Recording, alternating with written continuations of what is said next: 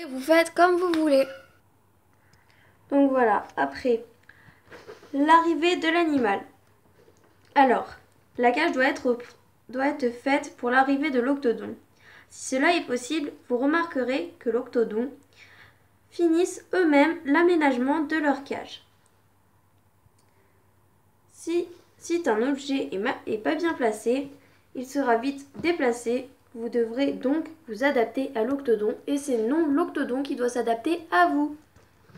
Après, l'aménagement. L'aménagement est une partie les plus importantes. Il faut prendre son temps. Pour une petite cage, au moins 1 heure et une grande, je dirais même 2 heures. L'important, l'animal doit avoir un aménagement pas trop chargé, mais pas trop libre non plus. Le mieux serait de ne pas avoir d'endroit vide en haut jusqu'en bas. Il doit avoir un endroit plat pour bouger, un endroit avec de la litière et aussi important, dans les volières, il y a une grille au fond. Vous pouvez la retirer s'il n'y a pas d'écart entre le bac et la cage. Elle risque de blesser les octodons. Gagner de la place. La roue est très importante. Vous pouvez gagner de la place en la fixant au barreau. Vous pouvez faire de même avec l'abri s'il y a un sol. Les accessoires indispensables. Le bac à sable, par exemple. En effet, l'octodon se lave dans le sable. Cela permet d'enlever un excès de sébum, qui est mauvais pour sa peau. Sans sable, il risque d'attraper des parasites de la peau et de beaucoup se gratter. On trouve des bacs à sable en animalerie, mais souvent ils sont très chers et mal adaptés. Le mieux serait de prendre un bocal à poisson rond de taille moyenne ou une bonbonnière boîte à bonbons. En verre, un pot de terre cuite ou une boîte en plastique peuvent aussi faire l'affaire. Donc j'enlève l'échelle. Donc moi c'est un petit pot comme ça. Je ne sais pas où il a été acheté, mais je pense en animalerie. Car quand j'ai acheté mon octodon, il y avait déjà ça. Donc après, la terre à bain que j'utilise est celle-là. Donc de la terre à bain aimée. Donc voilà. Donc normalement elle est pour chinchilla, mais je trouve que ça n'a pas trop d'importance. Après. Alors, les étages et les échelles sont très importants. Donc voilà. J'en ai beaucoup aussi. Donc, sont très importants. Ils permettent à l'animal de se déplacer dans sa cage et d'avoir des endroits en hauteur et plat. Les échelles ne sont pas indispensables si la cage est faite en grillage. L'idéal serait que les échelles et les étages aient un petit rebord pour éviter la projection et éviter en cas de handicap de chute. Après, vous pouvez le faire en bois, en fer ou en plexiglas. Pour une échelle, privilégiez celle en bois avec de la corde ou du fil de fer. Voilà, et puis là,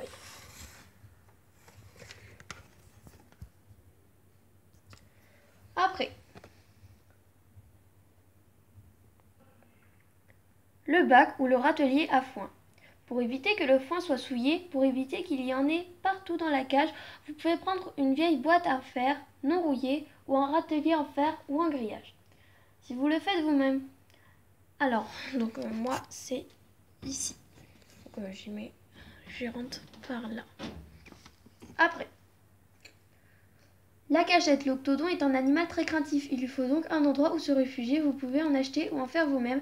Prenez alors du bois non traité, non résineux. Évitez au maximum les vis. Achetez ou en faire vous-même. Prenez alors Si vous utilisez de la colle, prenez-en de la non toxique. Dès qu'elles seront grignotées, il faudra les remplacer si un vis, un clou ou une partie collée est visible. Donc, là. Il y a la cachette avec dopamine dedans. Donc là, elle y est. Il y a celle-là où elle va des fois. Il y a là où elle se cache derrière des fois. Mais là, elle est ici. Donc voilà, donc il y a ici une petite noix de coco comme ça où des fois elle va. Et en haut dans son petit truc. Donc voilà. Alors, après, le hamac. Le hamac est un accessoire très important pour votre octodon. Il dormira dans un endroit confortable et chaud. Alors, Le mieux est d'avoir deux sortes de hamacs, un en tube et un autre plat ouvert. Alors vous pouvez les acheter en animalerie ou les faire vous-même. Si vous les faites vous-même, prenez de la polaire uniquement, jamais de la laine ou acrylique, trop dangereux pour lui. Donc moi son hamac il est là, on voit pas trop mais il n'est pas suspendu en fait. Donc voilà. Après, la roue est indispensable pour l'octodon. Désolée pour la qualité. La roue est indispensable pour l'octodon. Alors, l'idéal serait une roue d'octodon, mais cela n'est pas toujours possible. Pour l'octodon, le diamètre minimum pour qu'il n'ait pas de problème de taux est de 20 cm. Il existe plusieurs sortes de roues. Celle à barreaux, elle est très dangereuse pour les pattes et la queue. Pour éviter... Donc, je vais remettre là. Donc, pour éviter... J'y arrive pas. Donc, on refait. Pour éviter les problèmes, fractures, perte de la queue, il vaut mieux sécuriser. Alors, pour un octodon, elle convient bien seulement si elle est sécurisée. Pour deux, il y a un risque d'étranglement dû aux tiges qui soutiennent la roue et donc de mort. Donc, celle à barreaux, je ne conseille pas du tout. Celle à grillage en plastique, elle est déjà sécurisée pour les pattes et la queue, mais elle a le même problème que celle à barreaux, l'étranglement, alors que vous avez plusieurs octodons. Alors, celle à grillage mais sans bord, un poulie, donc une sorte, moi j'appelle ça un disque. Donc, je fais dézoomer parce que j'avais pas vu, désolé. Donc, disque ou poulie comme vous voulez. Donc, elle est très bien, très sécurisée et peut être mise pour plusieurs octodons. Donc, elle est vraiment géniale. Celle à un seul côté. Elle est souvent en plastique, bois, donc et il y a un risque qu'elle ne tienne pas longtemps. Elle est bien pour plusieurs octodons. Elle est sécurisée, mais des saletés peuvent s'accumuler. Le tourniquet. Elle est sortie il n'y a pas longtemps. Elle est très bien pour le dos et très sécurisée, mais prend beaucoup de place. Donc, je vais vous faire montrer le tourniquet.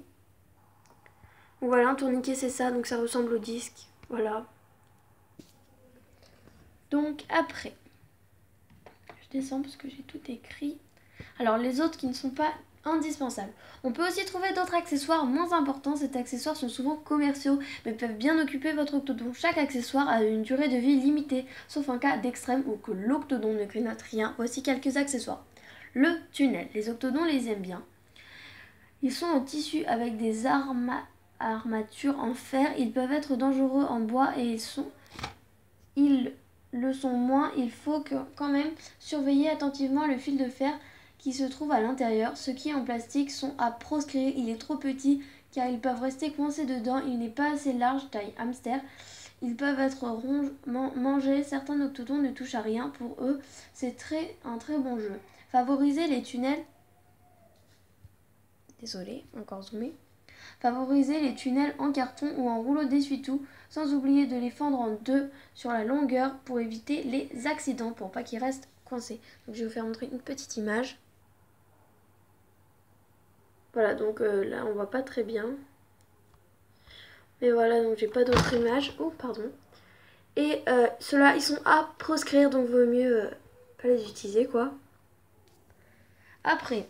Alors, les troncs en bois naturel, ils sont bien et il faut faire attention à la qualité du bois, au diamètre du tronc si votre octodon risque de rester coincé dedans.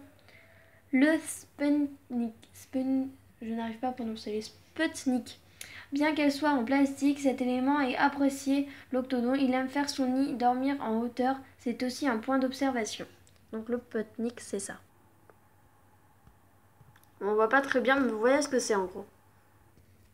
Donc voilà, après la maison suspendue ou plateforme balançoire, certains octodons les aiment souvent, ils les mangent ou ne les utilisent pas comme prévu. Dès que du fer, clou, vis, fil apparaît, il faut l'enlever. Ouf, c'était dur.